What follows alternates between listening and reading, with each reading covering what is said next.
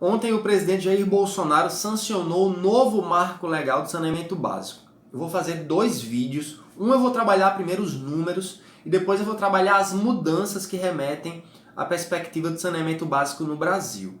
Tá? É importante frisar que o marco gira muito em torno da privatização do setor de saneamento no Brasil. Essa privatização remete a processos licitatórios, o que é visto com bons olhos por parte da população brasileira. Por que por parte?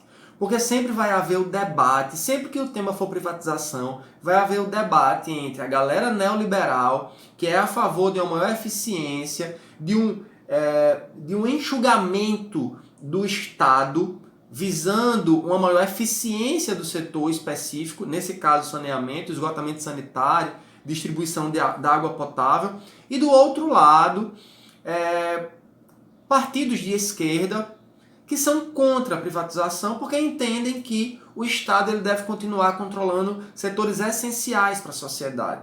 Esse debate, esse conflito sempre vai acontecer, a gente não tem como fugir disso. É parte da democracia, eu acho que é parte da evolução da dinâmica democrática como um todo, da evolução da nossa sociedade. E o debate, esse debate é muito positivo, porque a gente pode trazer pontos positivos e avaliar também os pontos negativos. Eu vou avaliar os pontos negativos em relação aos números do que o Brasil fez ao longo de toda a sua história em termos de saneamento básico. E aí eu vou apresentar alguns números que eu vou estar lendo aqui e para vocês terem uma ideia, tá bom? O primeiro ponto.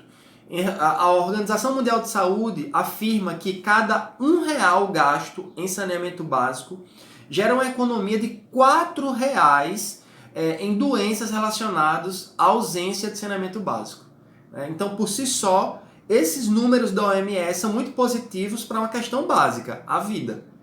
O aumento da nossa expectativa de vida está muito relacionado, ou está diretamente relacionado a um maior processo de saneamento básico. Isso tem que estar muito claro. E os números do Brasil são ruins, em alguns péssimos até, em alguns segmentos, e bons em outros segmentos. Então vamos analisar.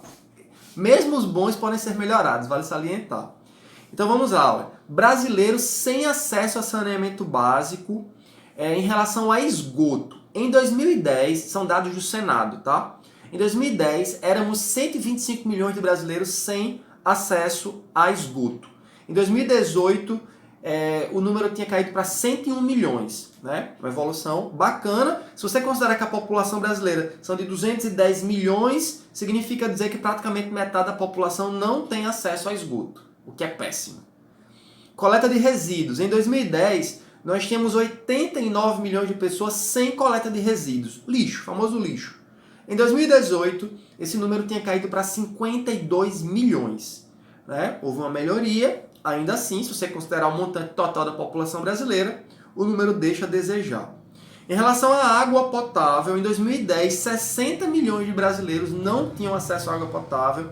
Em 2018, esse número tinha caído para 39 milhões. Houve uma evolução, mas, volto a frisar, deixa a desejar. Outros dados em relação ao saneamento envolvem a perda de água. Galera, quase 40% da água que é distribuída, da água potável que é distribuída nas tubulações, ela se perde simplesmente por vazamentos. Em 2011, o número era de 38,8% dessa água se perdendo. Em 2017, continuava em 38%, só que 38,3%, uma evolução de apenas meio ponto percentual. A população com água tratada no Brasil tinha evoluído de 2011 para 2017 de 82,4% para 83,5%. É um número legal, mas ainda assim você tem que considerar que mais de 15%, 17% da população não tem acesso à água tratada, o que é uma vergonha. E isso leva às doenças, que eu relacionei à OMS agora no início. População com coleta de esgoto, pessoal, evoluiu de 48% para 52%. E os investimentos em 2011 eram de cerca de 11 bilhões de reais, em 2017 continuavam em cerca de 11 bilhões de reais. Em Natal, que é o que nos interessa a princípio, dados da Associação Brasileira de Engenharia Sanitária e Ambiental, ABS, em 2019, Natal tinha 36,78% de coleta de esgoto e deste 51,91% é tratado. 98,90% de coleta de resíduos sólidos e 100% desses resíduos têm destinação adequada, que é o aterro sanitário lá em Ceará-Mirim, né? Então, pessoal, esses são os números do nosso saneamento. No vídeo a seguir, vocês vão ver uma análise realista, né? Na minha visão, claro, de como funciona o novo marco legal do saneamento básico. Valeu!